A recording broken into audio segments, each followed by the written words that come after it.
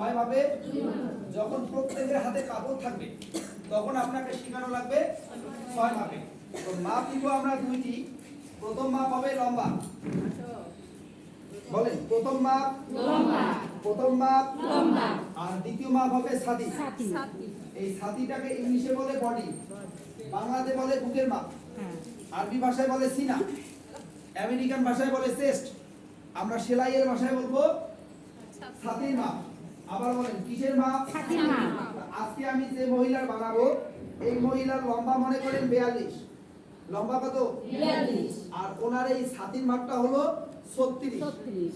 তাহলে আমার সাথে বলেন 42 বাই 36। 42 বাই 36। বলেন তো দিদি 42 ইঞ্চি কিসের মাপ?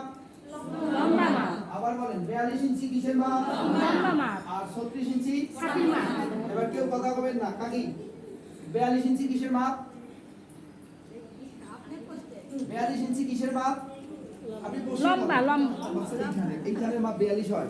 হ্যাঁ, লম্বা মাপ 42। লম্বার মাপ 42 আর ছাতির মাপ 36। এবার আমার দিকে দেখেন, এটা ফিতার কত লেখা বলতে পারবেন?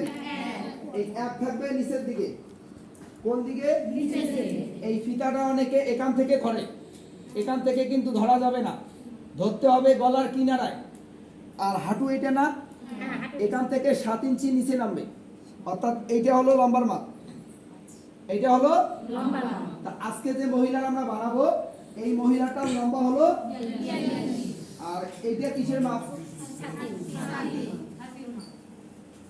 আজকে ছাতি কত? 36। তাহলে 42 বাই 36। 42 বাই 36। এবার যারা এখানে উপস্থিত আছেন মনে মনে একটু কল্পনার জগতে চলে যান। ভাবেন যে তোমার এই সিগুন আলী দাদা একটা কামিজ পরে আছে, বলেন তো আমি কি পরে আছি?